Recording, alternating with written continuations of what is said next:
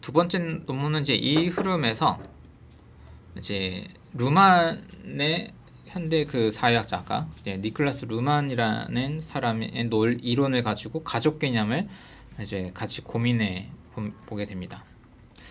그래서 이제 두 번째 논문의 이제 시작 부분은 대안적 가족 개념이 어떤 걸까라는 거를 이제 여러 고민하는데, 이제 한국 학자들 얘기를 중심 몇 가지를 소개를 할 때 이재경 선생님은 가족 우형성, 가족을 단위가 아닌 여러 경로로 봐야 한다. 어떤 경로로 이렇게 만들어지는지. 단점은 이거 다 마찬가지 단점인데요. 가족을 어떻게 우리가 아주 쉽게는 그냥 생물학적으로 DNA 많이 공유하고 뭐 이렇게 태어난 이렇게 하잖아요. 근데 그게 약간 고전적이긴 한데 클리어하긴 하거든요, 가족의 정의가. 근데 이제 이렇게 다른 철학적 이유를 대려고 할 때 이게 애매해지는 게 동호회랑 무슨 차이야, 뭐 우정 관계랑 무슨 차이야, 열심히 같이 살면 이렇게 된, 이제 이런 질문들이 생긴 거죠. 김혜경 선생님은 가족으로서의 수행적 개념으로 행함과 시연, 명사 개념이 아니라 그냥 그렇게 만들어가는 거다라고 할 수도 있는데, 이것도 마찬가지로 모호함 있고, 권용혁 선생님은 태도와 뭐 역사적 조건으로 열림과 공감 뭐 이렇게 얘기를 하는데, 이것도 가족의 그 경계가 애매하다는 문제가 조금 있습니다.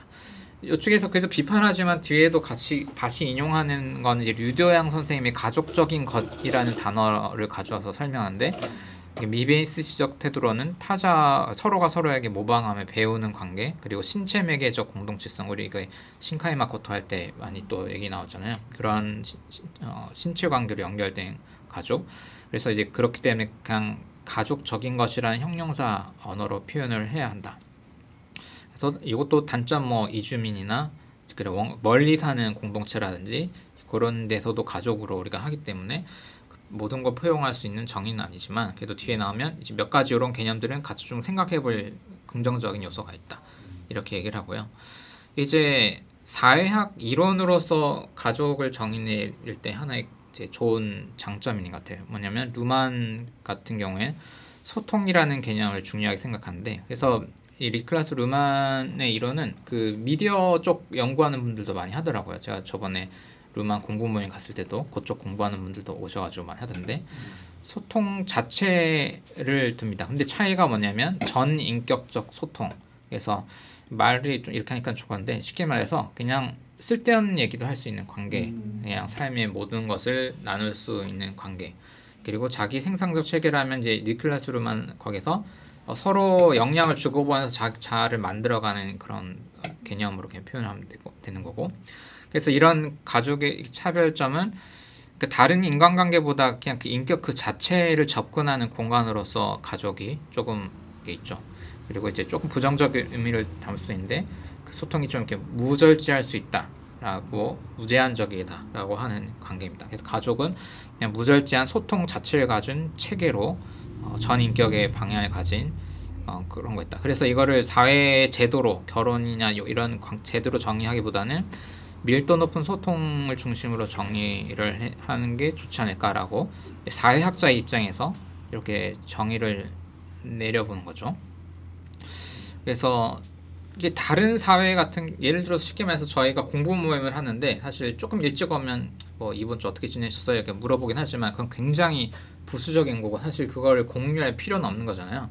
그냥 우리가 미장원을 가도 물론 심심하면은 일상 얘기도 할 수 있겠지만, 저는 그냥 조용히 머리만 자르고 나온 편인데, 모든 만남 자체가 딱 그런 목표에 맞게 이렇게 분화되어 있는 현대 사회인데, 그러다 보니까 문제는 그 고립이라는 문제, 지난주 우리 그 일본 이제 그 문화 얘기할 때도 보면 그런 문제도 생길 수 있는 거죠. 하지만 가족 공동체라는 것은 전인격적인 그런 어떤 목적이 있어서가 아니라 그런 이제 소통이 있는 것으로서 뭐 교육, 경제, 법, 정치 매개로 하는 다른 체계와 차이가 있다라고 얘기를 합니다.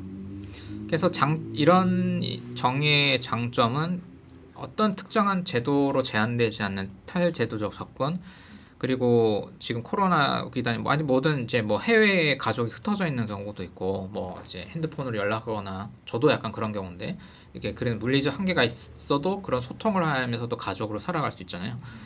그래서 생물학적 유사성에만 의존하지 않아도 되고, 또 이런 소통 자체로만 딱 하면은 심리적 거리라는 게 때로는 갈등이 깊을 수도 있고 이렇게 할 수 있음에도 가족으로 할 수 있는 정의 내릴 수 있는 그런 게 있다.